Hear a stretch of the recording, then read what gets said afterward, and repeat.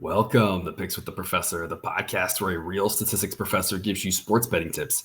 I'm Professor Sides. You can follow me on Twitter at Professor Sides. Today is Friday, April 22nd, 2022. This episode covers all of today's Major League Baseball games. In case you're new here, I built a mathematical model for win probability and I analyzed weather data in order to come up with some plays on totals. I will make one pick and one pick only on every game that's played Monday through Saturday. That doesn't mean I recommend you do the same. I'm just giving you the information as to what I like the most and where my head is for each matchup.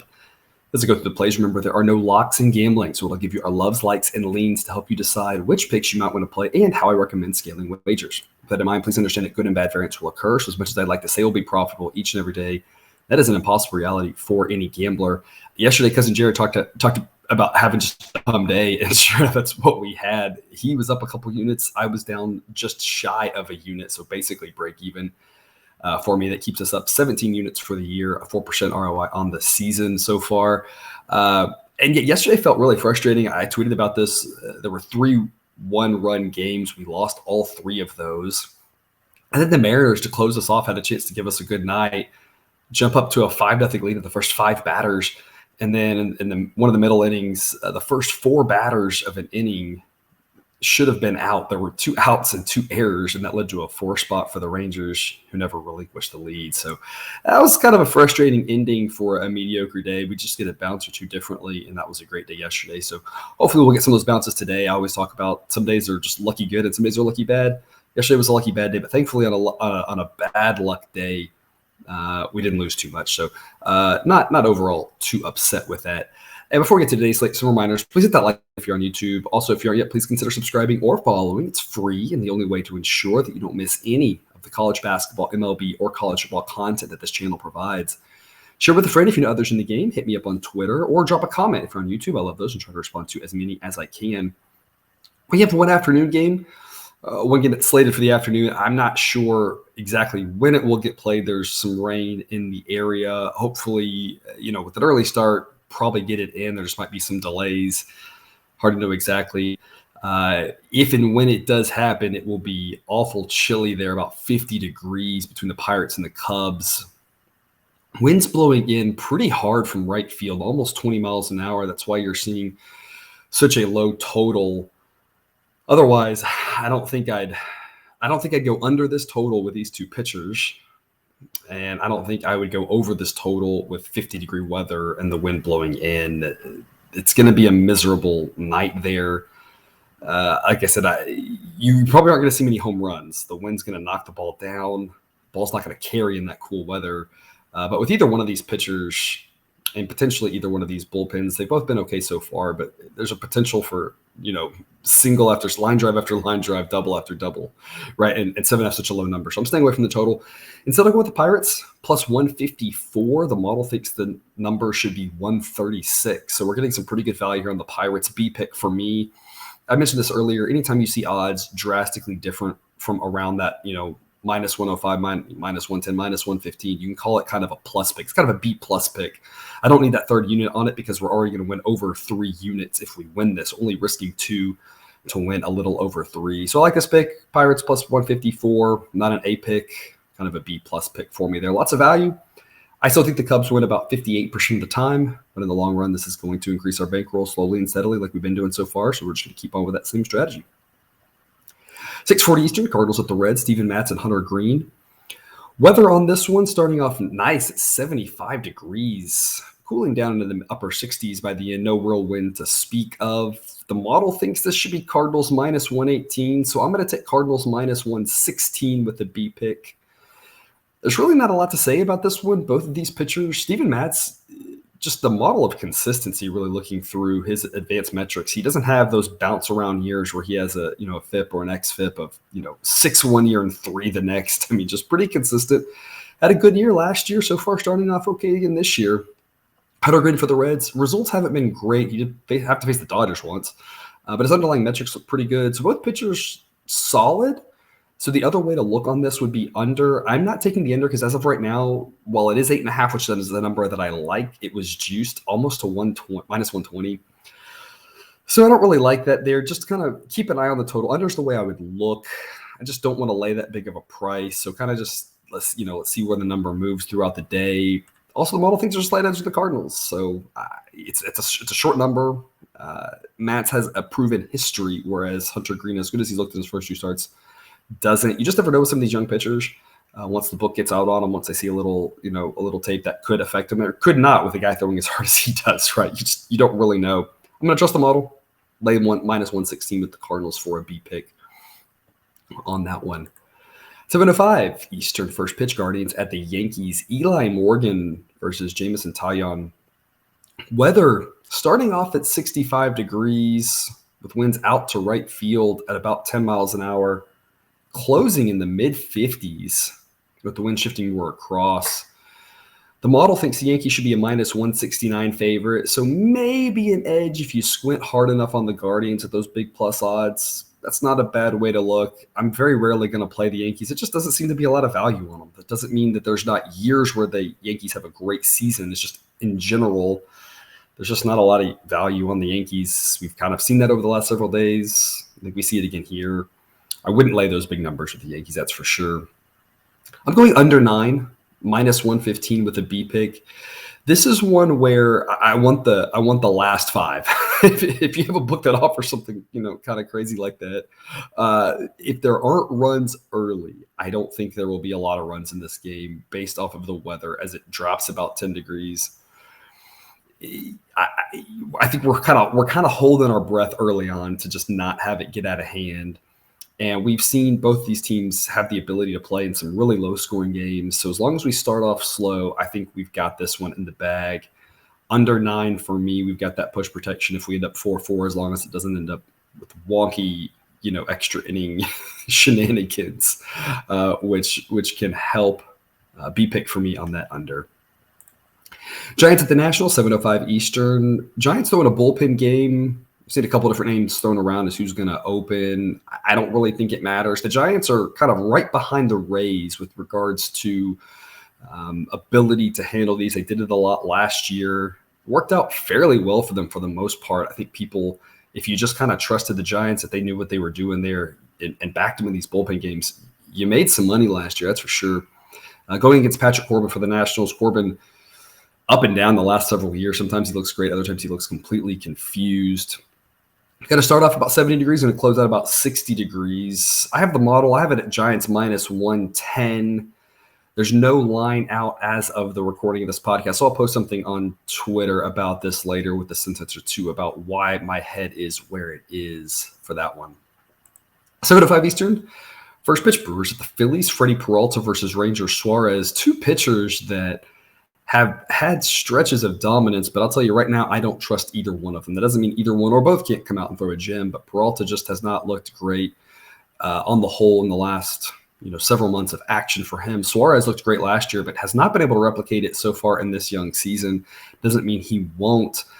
I don't trust either starter, and I feel the same about this one as I do about the Yankees-Guardians game. If there aren't runs early, I don't think there will be runs, but I'm actually going a different angle on this one. I like the over, and because I don't think there will be runs late because of the temperature dropping, we're going to start off in the mid-upper 60s and close in the mid-50s.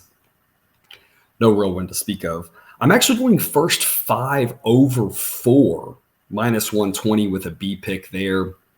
The model thinks the Phillies should be -114. Right now, that offers no value on either side. And even if there was some slight value, like I said, it's really tough with these 2 pitchers. I don't really trust either one of them. I don't really want to back either one of them.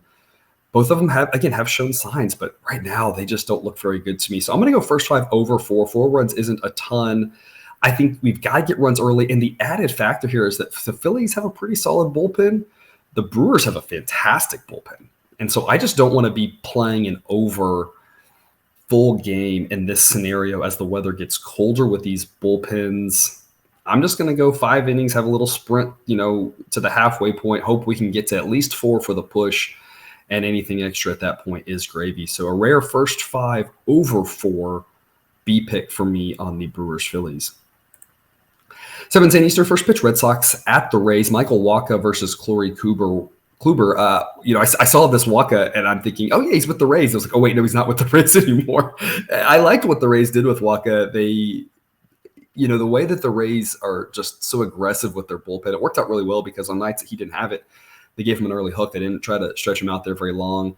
The Red Sox, so far he's pitched really well with them. And so I don't necessarily know if that will continue, but Wacha still has a little bit of life in him.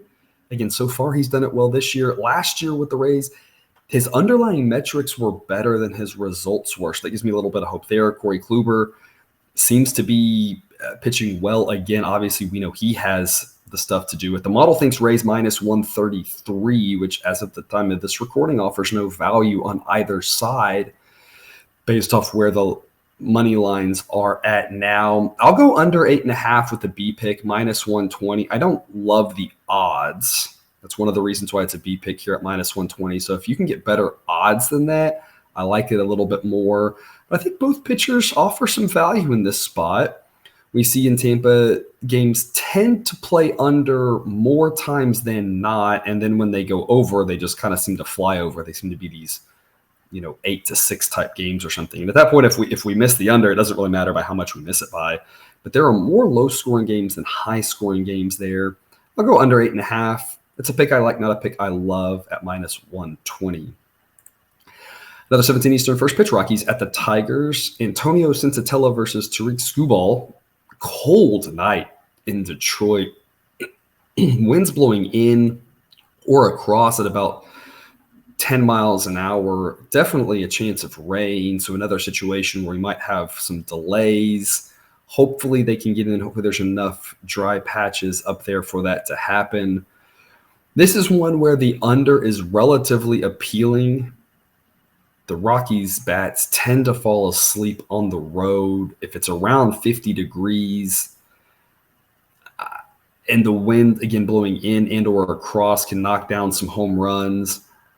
I like the under. If there's any rain delays, I like the under because when we see rain delays, it typically affects the hitters who do this night in and night out. That kind of gets them out of their rhythm. I'm not going to say they get tired necessarily, but they just kind of sometimes in a long season too kind of get over being out there for a really long period of time. All it takes is a little bit of lapse of judgment, right there. And all of a sudden now, you're swinging at bad pitches, things like that. Relievers tend to do better in rain delays because relievers are constantly in this state of, I don't know when I'm going to pitch. And so when they come out and pitch, they're all in. And so under's a solid way to look. I'm not playing the under right now. The total's 8. Which is a good number for this. I like it at 8. At 7.5, it's a little scary, so you want really good odds there. But at 8 right now, it's really heavily juiced on that under. So I'm going to stay away from that instead. I'm going to play the Rockies because there's value. The model thinks 123 should be the number. I locked in 137 on the Rockies. So that's a B pick for me. There's just too much value to pass up on with the Rockies. But under is also a good way to look. Both pitchers are solid. The weather is right for it. And again, I don't trust the Rockies bats on the road to do much. So I do think it will be a low-scoring game. I'm taking the value in the Rockies. I'm hoping they can win. My thought is it's something like a 3-2 type game. And at this value, I can't pass up the plus 137. It's too good. 7:20 Eastern first pitch, Marlins at the Braves. Trevor Rogers versus Kyle Wright. Kyle Wright, who apparently has figured something out and is pitching better. I'm not really sure. It's still a little surprising to me versus Trevor Rogers, who had a horrible start last time, but I think I still trust him. Weather's going to be fantastic in Atlanta, starting off about 80 degrees, closing at about 70. Can't ask for much better than that, especially this time of year. I'm going Marlins plus 130 with the B pick. The model thinks minus 122. My hesitancy here, the reason this isn't an A pick, we got the A pick with the Marlins last night. I thought that was a huge starting pitcher mismatch. I would have said this is a huge starting pitcher mismatch at the start of the season. I don't know what to make of Kyle Wright at this point, so I'm holding back from an A to a B on this one. I think Rogers is still the better pitcher. I'm not going to overreact to just a couple starts here from Kyle Wright, but I do have my eye on him, and so I don't want to be overinvested in case this is a tight, low-scoring game. Braves bats are a little bit better than the Marlins bats, so I think there's good value here at plus 130. I like that. I don't want to be overinvested because I just don't know what to make of Kyle Wright at this point. Blue Jays at the Astros, 8:10 Eastern first pitch. Ross Stripling versus Justin Verlander. The model thinks the Astros should be a minus 158 favorite, which offers no value on either side. I don't know what to make of Ross Stripling versus the Astros bats. The Astros bats have mostly gone cold. Part of that has to do with some injuries. Altuve's out. Altuve wasn't looking good even when he was in. There are a couple other injuries to the Astros bats and a couple other players who just aren't hitting the ball well. I don't think it's really about the loss of Carlos Correa. Pena stepped in and been decent. I think it's just been, for the most part, they're not hitting well. They finally got their first hit from the catcher position. It seems like last weekend, when you go over a week where your starting catcher doesn't have a single hit, that's not good, right? So the bats just have mostly not been there for the Astros. Kind of talked about that on a previous podcast. I definitely trust Justin Verlander. He looked great his first start. He looked great his second start. I don't trust Ross Stripling, but I don't trust the Astros bats. So it makes it difficult on that. Do you want to take the Astros? You have to lay a price for it, though. And if the Astros bats fall asleep, this could be a tight, low-scoring game, and you don't want to be laying a price and if that happens. But I don't trust the total here because, the cure for bad bats is facing a not great pitcher, and I think Stripling probably is that definition. So I don't really know how many runs the Astros are going to score. I don't think the Blue Jays are going to score, though. So for the first time this year, I'm actually going a different angle. I'm going team total. I'm going Blue Jays under 3.5. I locked that in at -104. That's an A pick for me. I just don't see the Blue Jays scoring. The Astros have all their good bullpen arms rested. I think Verlander holds the Blue Jays down.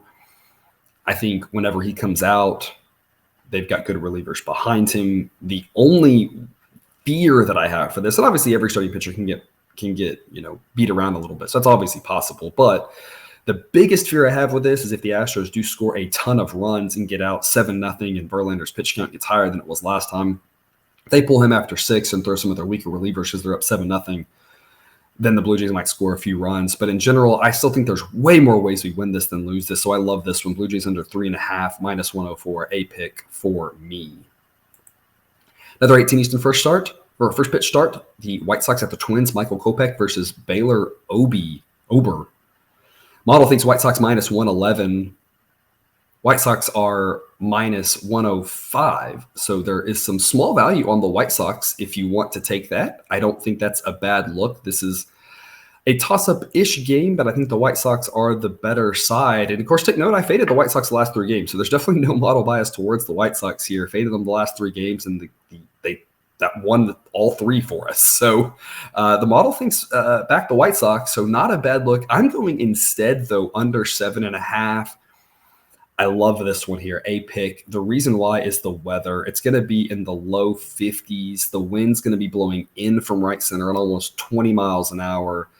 You are going to have to destroy a ball in that cold temperature with these winds coming in to get the ball out. And both these pitchers are pretty solid. I have both of them at above average. So I love this under. I think, again, if you go side, I think the White Sox are the way to look. But I see this being a 2-0 type game, a 2-1 type game. You're going to have to string together a lot of hits in a row. And both these starting pitchers are pretty good. It lines up really well for this under. One of the biggest reasons I think I've done well with total so far this year and why I did well when I added them at the end of last year, I think has to do with the fact that people don't quite realize the effect of weather. So I'm taking these extreme weather situations and trying to exploit them. That's what we're doing here again tonight. So this lines up with, I think, what has done well for us. So under 7.5, A pick for me in the White Sox at the Twins. Some late games, 9:38 Eastern first pitch. Orioles at the Angels. Bruce Zimmerman versus Reed Detmers. Cool night in Anaheim. It'll start off about 60 degrees, close in the upper 50s. A little bit of wind to start, but it'll die down quickly. The model thinks Anaheim should be a -158 favorite. So if you wanted to, there might be some value on the Orioles at plus odds. Right now I'm seeing plus 160. As the day goes along, I have to assume more money on Anaheim is going to come in because people aren't going to want to back the Orioles. I don't know that for sure, but that's my guess. So if you wait around for this, and the Orioles price jumps even higher, there's some value at plus odds there. Personally, though, I'm going under 8.5. The Orioles, for the most part, have been an under team. I believe yesterday was their first over game of the season. The Angels, for the most part, I don't trust their bats. if it was if it was a real offense, I would say Reed Detmers is a guy you can light up. The Angels bullpen isn't good, but I don't trust the Orioles bats to do that. Zimmerman for the Orioles, I have him at just about average. Orioles pen has been better than I expected. I just think this is a low-scoring game. I'm going under 8.5. A pick for me. I think the Orioles underways, for the most part, the season continue. And like I said, I don't trust the Angels bats. So under 8.5, a pick for me on a cool night in Anaheim.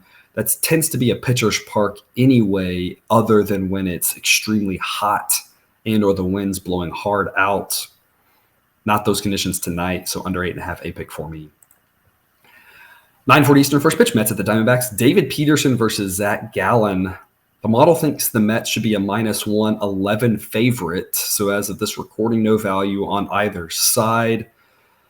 If you had to look one way or the other, though, I would go with the Diamondbacks. I would not want to fade Zach Gallen, especially at home. Instead, I'm going to go a different angle like I talked about with the Astros. I'm actually going to go Mets under team total 4.5 with an A pick. I don't know what the Diamondbacks bats will do. I don't trust them against a good pitcher. I don't believe David Peterson is a good pitcher, though. But we saw them last two games. They put up 4 yesterday. They put up whatever it was, 11 the night before. I don't think they score 11 tonight, but if they put up 4, that makes the total a lot tougher of a proposition. I don't think they are good, though. And so with that in mind, I don't love backing the Diamondbacks because this could be, a 0-0 game in the 7th inning. We've seen the Diamondbacks play a couple of those. So very similar analysis as the Astros game. I just don't know what their bats will do. So I'm going to isolate the Mets bats. 4.5 is too high of a number against a guy like Zach Gallen, especially as well as he pitches at home. Under 4.5 for the Mets, for me, -115, a pick. I love that one.